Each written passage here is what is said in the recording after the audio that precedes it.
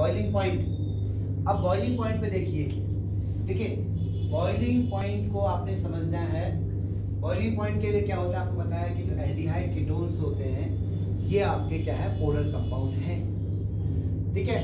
और क्या है, जो ये हाइड्रोकार्बन होंगे, जैसे मतलब हाइड्रोकार्बन बोलूंगा, जैसे मान लीजिए एल्केन जो है, मतलब हाइड्रोकार्बन में क्या है, एल्केन, अपने इनसे एल्केन से या ईथर से, जैसे ये ईथर है मान लीजिए CH3O CH3, इनके रेस्पेक्ट में तो ये ज्यादा दिखाएंगे क्योंकि इनके पास ये पोलर कंपाउंड है, जैसे CH3 CH3, समझ रहे हैं। लेकिन अल्कोहल से ये क्या करेंगे, हाइड्रोजन बॉन्ड नहीं, क्या कह रहा हूं, अल्कोहल से ये लो बॉइलिंग पॉइंट देंगे, इनके जो बॉइलिंग पॉइंट हो जाएंगे अल्कोहल से तो लो हो जाएंगे, यानी इन दोनों में अल्कोहल का ज्यादा हो जाएगा। लेकिन एल्केन और ईथर की अगर बात करें, इनसे इनके ज्यादा हो जाएंगे। क्या कह रहा हूं, समझ में आ रहा है? क्योंकि एल्केन में या ईथर में सिंपल डाइपोल इंटरेक्शन काम नहीं करेगा, जबकि इनमें क्या है, ये पोलर कंपाउंड है, तो इनमें क्या होगा, डाइपोल इंटरेक्शन काम करेगा एल्डिहाइड कीटोन में। और अल्कोहल जो है, अल्कोहल में क्या होता है कि अल्कोहल हाइड्रोजन बॉन्डिंग देता है। अब आपको पता है कि जहां पर कोई हाइड्रोजन बॉन्डिंग होती है तो उसकी स्वाभाविक सी बात है कि उसके बीपी और एमपी हाई होते हैं। लेकिन एल्डिहाइड कीटोन पोलर कंपाउंड है, डाइपोल इंटरेक्शन के कारण उसका भी थोड़ा ज्यादा हो रहा है, और एल्केन और जो ईथर है उनका उससे भी कम हो रहा है। तो अगर हम क्या करें, सेम मॉलिक्यूलर वेट के एल्डिहाइड और कीटोन या एल्केन, ईथर और अल्कोहल है, तो उनका क्या बॉइलिंग पॉइंट रहेगा ये देखिए। जैसे ऊपर से लिखिए आप इनके मोलर मास और नीचे लिखिए बीपी। सबसे पहले कार्बन का C4H10, ये ब्यूटेन है, ब्यूटेन को हम ले रहे हैं, और ब्यूटेन का मॉलिक्यूलर मास आपको पता है, कार्बन का 48 हो गया और 10 में हाइड्रोजन हो गया, लेकिन 58 के आसपास इसका हो गया, ठीक है, 58 इसका मॉलिक्यूलर मास हो गया, किसका, ब्यूटेन का। इसके बाद आप ले लीजिए CH3O CH3 ले लीजिए, CH3O CH3 इसका लगभग 60 हो जाएगा मॉलिक्यूलर मास। इसके बाद आप कोई एल्डिहाइड और कीटोन की बात आप कर लीजिए, उससे पहले अल्कोहल ले लीजिए, जैसे CH3 CH2 CH2OH, आपने अल्कोहल ले लिया, इसका भी लगभग 60, ठीक हो गया। आप यानी एल्डिहाइड लीजिए CH3 CH2 CHO, इसका जो मॉलिक्यूलर मास है आप देखेंगे 56 के आसपास हो जाएगा, 56 या 58 हो जाएगा। अब ये ले लीजिए जैसे CH3 C double bond O CH3, इसका भी मॉलिक्यूलर मास क्या हो जाएगा, 50 हो जाएगा। तो ये 5 हमने ऐसे कंपाउंड लिए जिनका जो मॉलिक्यूलर मास है अप्रोक्सीमेट 50 to 60 है। अब आपको पता है कि एल्केन में जो एल्केन होता है, इनका देखिए बॉइलिंग पॉइंट देखिए, जो एल्केन होता है इसका 273 केल्विन बीपी होगा इसका, ईथर का इससे थोड़ा ज्यादा हो जाएगा, 281 हो जाएगा, और अल्कोहल का तो बहुत ज्यादा हो जाएगा, लगभग 370, ठीक है। जबकि एल्डिहाइड्स का 322 और कीटोन का 329, ये इनका बॉइलिंग पॉइंट। अब देखिए क्या है इसका, क्योंकि ये नॉर्मल हाइड्रोकार्बन है और ये ईथर है, इसमें कोई भी हाइड्रोजन बॉन्डिंग टाइप की चीज और टाइप की चीज नहीं लग रही है, ना इसमें डाइपोल इंटरेक्शन लग रहा है, इसलिए इनका बीपी क्या है, लो है। क्योंकि इसके रेस्पेक्ट में इसमें इलेक्ट्रोनेगेटिव एलिमेंट ऑक्सीजन है, तो इससे थोड़ा पोलैरिटी, हल्का सा इसकी पोलैरिटी है, तो इसका बीपी इससे ज्यादा हो रहा है, इसका इससे ज्यादा हो रहा है। इसमें अल्कोहल ने हाइड्रोजन बॉन्डिंग देनी है, ड्यू टू हाइड्रोजन बॉन्डिंग इसका तो बहुत ज्यादा हो जाएगा, 370 हो गया। अब ये दोनों क्या है, पोलर कंपाउंड है, लेकिन यहाँ पर को देखिए स्टेरिक हिंड्रेंस लग रहा है थोड़ा, इसमें पोलैरिटी थोड़ा सा इससे ज्यादा, जैसे 329 इसका हो गया और इसका 322 हो गया। तो ये इनका बॉइलिंग पॉइंट की बात आ गई। तो जो हम फिजिकल प्रॉपर्टी पढ़े थे, उस फिजिकल प्रॉपर्टी में हमने सबसे पहले पढ़ा फिजिकल स्टेट। फिजिकल स्टेट को आपको समझाया है, उसके बाद हमने पढ़ी सॉल्युबिलिटी, और सॉल्युबिलिटी के बाद हमने पढ़ा था बॉइलिंग पॉइंट। इसके बाद एक चौथी प्रॉपर्टी आती है स्मेल। ये स्मेल, ये आपकी चौथी प्रॉपर्टी है। स्मेल के लिए क्या है, देखिए जो लोअर एल्डिहाइड कीटोन्स होते हैं वो एक्सेप्शनली उनकी क्या होती है, ऑर्डर होती है, ठीक हो गया। और जो इसके अदर मेंबर्स होते हैं जनरली है प्रेजेंट ऑर्डर, ठीक है। बाकी की क्या होती है, प्रेजेंट ऑर्डर होती है, जो इनके हायर मेंबर्स होते हैं। एक ये अपने पास समझ लीजिए।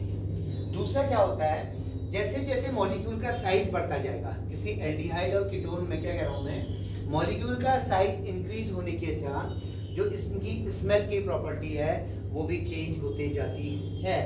क्या मतलब, साइज बड़ा होने से क्या होता है, जो इनकी पंजेंट स्मेल होती है वो पंजेंट स्मेल धीरे धीरे कन्वर्ट होके मोर फ्रेगनेंट होती जाती है। और इसी कारण से क्या होता है, कई नेचुरल ऑक्यूपाइंग एल्डिहाइड्स जो होती हैं और कीटोन्स होती हैं उनको यूज किया जाता है बहुत ज़्यादा फ्लेवरिंग एजेंट और परफ्यूम्स फॉर्म करने में। समझ गए, ये मेन इनकी फिजिकल प्रॉपर्टी है। समझ में आया बात? अब देखिए, हमने फिजिकल प्रॉपर्टी पढ़ी, थोड़ा सा आज हम केमिकल प्रॉपर्टी का स्टार्ट कर देते हैं। इसमें थोड़ा सा केमिकल प्रॉपर्टी।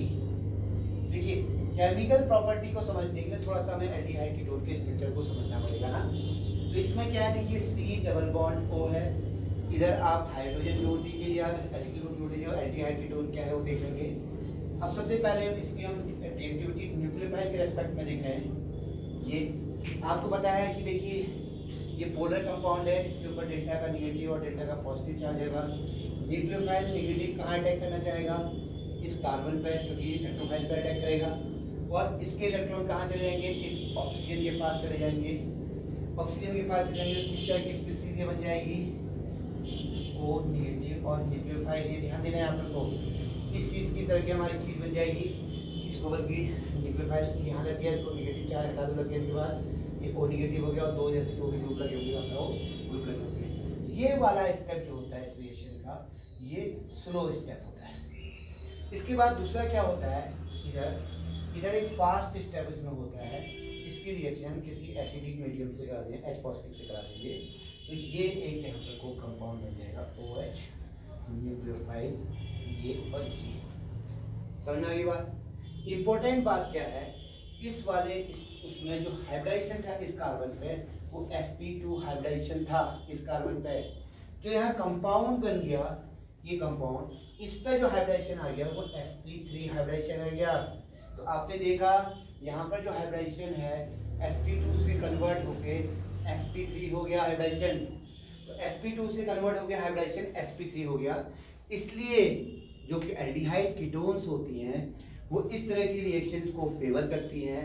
और क्योंकि न्यूक्लियोफाइल ने जब इसमें अटैक करा तो ये स्टेप स्लो है, इसलिए, और उसको फिर इलेक्ट्रोफाइल फॉलो कर रहा है दोबारा, ये H पॉजिटिव अटैक करके ये बना रहा है, तो ये इसलिए न्यूक्लियोफिलिक एडिशन बोला जा रहा है।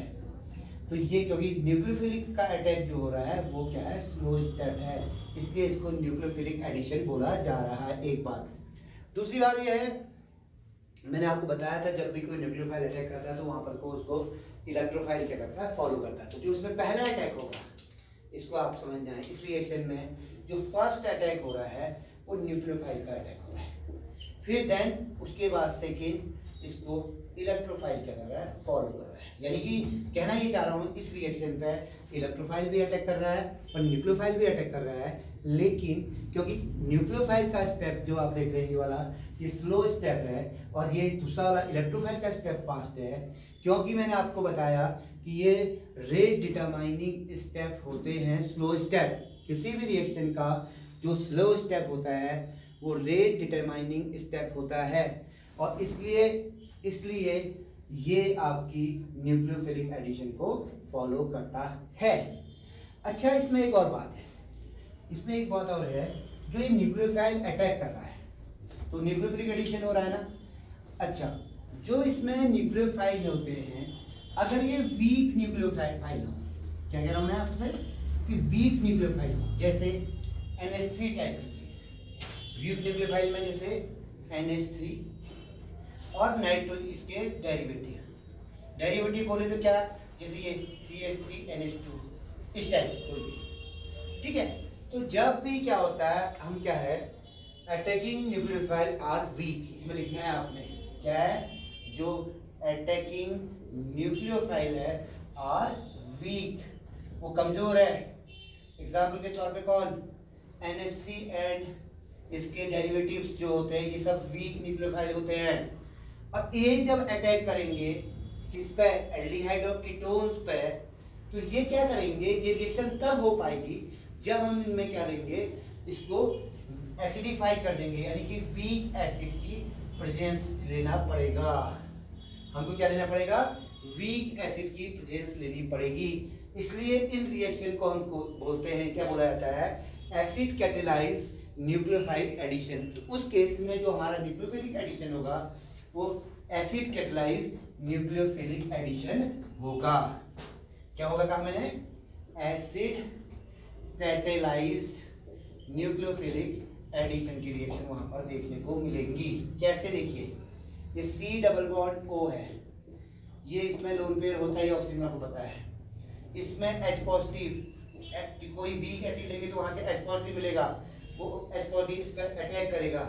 रिवर्स रिएक्शन का साइन ना दीजिए, तो ये हो जाएगा C double bond OH positive, ये फिर ये टूटेगा क्या? COH ऐसे, और पॉजिटिव चार्ज इस कार्बन के ऊपर आ जाएगा।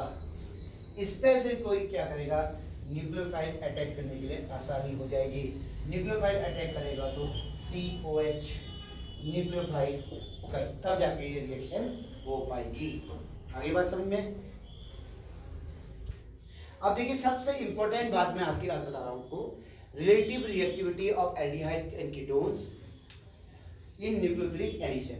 जब न्यूक्लियोफिलिक एडिशन होता है तो उस समय रिलेटिव रिएक्टिविटी को देखने के लिए कि कौन सी एल्डिहाइड कीटोन न्यूक्लियोफिलिक एडिशन ज्यादा तेज देगी या कौन सी aldehyde ketone nucleophilic addition slow देगी, इसको देखने के लिए, इसकी रिलेटिव रिएक्टिविटी को देखने के लिए हमें दो फैक्टर को समझना पड़ता है। Two factor. इन टू फैक्टर्स में पहला फैक्टर आपका आता है स्टेरिक फैक्टर। क्या आता है? Steric factor. और दूसरा फैक्टर तो आप जानते हैं, बहुत परिचित है इससे, आई इफेक्ट है। इन दोनों को आपने समझना है। स्टेरिक फैक्टर में क्या होता है? जैसे न्यूक्लियोफाइल अटैक कर रहा है, तो न्यूक्लियोफाइल अटैक कर रहा है तो यहाँ पर इसकी ज्योमेट्री चेंज हो जाती है। देखिए, जो आपका ये एल्डिहाइड कीटोन है, क्योंकि इसमें मैंने बताया था sp2 हाइब्रिडाइजेशन है इस कार्बन पे, sp2 हाइब्रिडाइजेशन कार्बन तक इसकी ज्योमेट्री कैसी होगी? ट्राइगोनल प्लानर ज्योमेट्री इसकी होती है। क्या होती है? Trigonal planner. जैसे न्यूक्लियोफाइल अटैक करके क्या बना दे रहा है? न्यूक्लियोफाइल अटैक करके ये बना दे रहा है साहब, आपका क्या लग जा रहा है? एक तो न्यूक्लियोफाइल लग जा रहा है और एक आपका OH टाइप की कोई चीज लग जा रही है ना? तो न्यूक्लियोफाइल OH लग जा रहा है। ये जो है इसका जो स्ट्रक्चर हो जाएगा वो टेट्राहेड्रल हो जाएगा। हाइब्रिडाइजेशन कैसे हो जाएगा इस कार्बन में? sp3। तो sp2 से sp3 हो रहा है, तो ट्राइगोनल प्लानर से इसकी ज्योमेट्री क्या हो जा रही है? टेट्राहेड्रल हो जा रही है। तो इसमें एक सिंपल सा कंसेप्ट है, increase in the size of alkyl. अगर एल्किल ग्रुप का साइज बड़ा हो रहा है, जैसे मेथिल है, उसकी जगह एथिल लग जाए, एथिल की जगह प्रोपिल ब्यूटिल लग जाए, तो कार्बन की चेन क्या हो रही है? बड़ी हो रही है। या तो एक बात ये, या एरिल ग्रुप का कार्बन एटम जो है वो इसमें क्या कर रहा है? हिंड्रेंस पैदा कर रहा है, या 3 डिग्री का कार्बन लग रहा है, तो इसके कारण से यहाँ पर कोई स्टेरिक हिंड्रेंस अप्लाई होगा। और greater the number of alkyl और एरिल ग्रुप और bigger the size of alkyl part इसमें एल्डिहाइड और कीटोन में, तो क्या करेंगे? More will be the steric hindrance. वो उतना ज्यादा स्टेरिक हिंड्रेंस उसमें लगाएंगे, और जितना ज्यादा वो स्टेरिक हिंड्रेंस लगाएंगे उतनी उसकी कम टेंडेंसी जाएगी, यानी lesser tendency will be and lesser will be the tendency of nucleophilic addition या न्यूक्लियोफिलिक अटैक, यानी कि न्यूक्लियोफाइल के अटैक करने की टेंडेंसी उतना कम हो जाएगी। ये आपने पहली बात समझनी है। ठीक हो गया? क्योंकि इस कार्बन से आगे लगना है नेगेटिव पार्ट को। दूसरा होता है इलेक्ट्रॉनिक फैक्टर। इलेक्ट्रॉनिक फैक्टर में हमने बताया था आपको, प्लस आई इफेक्ट की बात हम करते हैं। प्लस आई इफेक्ट से क्या होता है? इंक्रीज इन इलेक्ट्रॉन डेंसिटी, क्योंकि ये कोई एल्किल पार्ट अपने इलेक्ट्रॉन को उसकी ओर को पुश करेगा तो वहां पर कोई इलेक्ट्रॉन की डेंसिटी इंक्रीज आएगी। Due to attack tendency of nucleophile decrease, उसके कारण से क्या हो जाएगी? न्यूक्लियोफाइल की अटैक करने की टेंडेंसी इसमें भी क्या हो जाएगी? डिक्रीज हो जाएगी। अब देखो, more the I effect laser will B reactivity. जितना ज्यादा हम आई इफेक्ट इंक्रीज कर देंगे इसमें, उसकी रिएक्टिविटी उतनी ज्यादा क्या हो जाएगी? डिक्रीज हो जाएगी। तो आपने ये दोनों फैक्टर को समझा, स्टेरिक फैक्टर और प्लस आई इफेक्ट को। अगर स्टेरिक फैक्टर ज्यादा हो रहा है किसी एल्डिहाइड कीटोन में, तो उसकी न्यूक्लियोफिलिक एडिशन की रिएक्टिविटी डिक्रीज कर जाएगी, या किसी एल्डिहाइड कीटोन में प्लस आई इफेक्ट ज्यादा हो रहा है तो भी उसकी न्यूक्लियोफिलिक एडिशन के लिए रिएक्टिविटी क्या हो जाएगी? डिक्रीज कर जाएगी।